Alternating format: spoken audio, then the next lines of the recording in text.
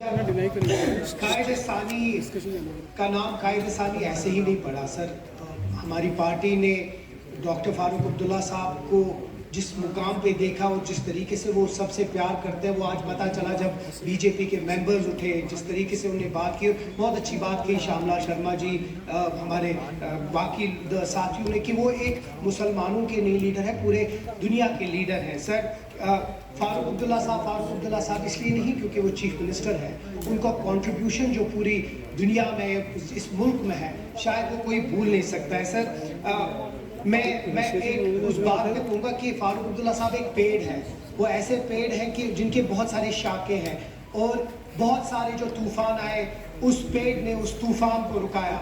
बहुत सारे लोग उस शहर के उस वो जो शेड है उसमें वो रह पाए वो लोग, और बहुत सारे वो फल भी उस पेड़ ने दिए हैं। शायद हम में से बहुत लोग होंगे जिनके दिलों को, जिनके घरों को उनने किसी न तो किसी तरीके से छुआ होगा। और मैं एक बहुत बात करूंगा, आपसे इजाजत दूंगा कि आपकी बात, पिछले दिनों मैंने आपका एक इंटरव्यू देखा और उसमें आपने एक अच्छी बात कही कि जब मैं सारा वो लंबा हो जाएगा, लेकिन आपने एक बात कहा जब शेर कश्मीर ने लास्ट पे वो स्पीकरशिप का एक, जो पहली बार आप स्पीकर बने, तो आपने कहा कि फारूक साहब की जब गवर्नमेंट आई तो उन्होंने मुझे बुलाया, कहा मैं आपको कैबिनेट में भी ले सकता हूँ लेकिन मैं आपको स्पीकर बनाऊंगा, क्योंकि शेर कश्मीर का एक मुझसे बात की थी उन्होंने कि मेरे को एक ख्वाब रह गया कि राठौर साहब को स्पीकर बनाना। तो मुझे लगता है इससे हमें पता चलता है कि फारूक साहब कभी कोई चीज़ भूलते नहीं है, हर एक चीज़ उनके दिमाग में रहती है, एक एक चीज़ को उन्हें छुआ है सर।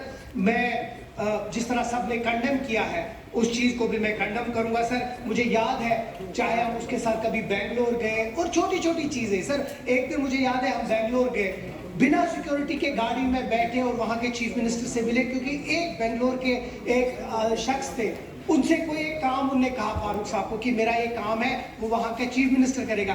गाड़ी में बिठाया, बिना किसी चीज़ के, बिना उस चीफ मिनिस्टर साहब के वहाँ कमरे में बैठे और वेट किया आधे घंटे जब तक। सर ऐसी शख्सियत शायद इस दुनिया में कहाँ मिलती है सर। मुझे लगता है जिसने भी ऐसी कोई चीज़ की है, मेरे हिसाब और मेरे को लगता है मेरे साथी भी ये एडमिट करेंगे कि वो एक आतंकवादी है, वो एक टेररिस्ट है, जो एक ऐसी शख्सियत पे हमला करेगा। मेरे हिसाब से वो टेररिस्ट से कम नहीं है। मैं इस हाउस का सेंस लेकर, मुझे लगता है इसमें एक वैसी कार्रवाई हो कि दोबारा कोई ऐसा सोचे भी नहीं। बहुत बहुत शुक्रिया।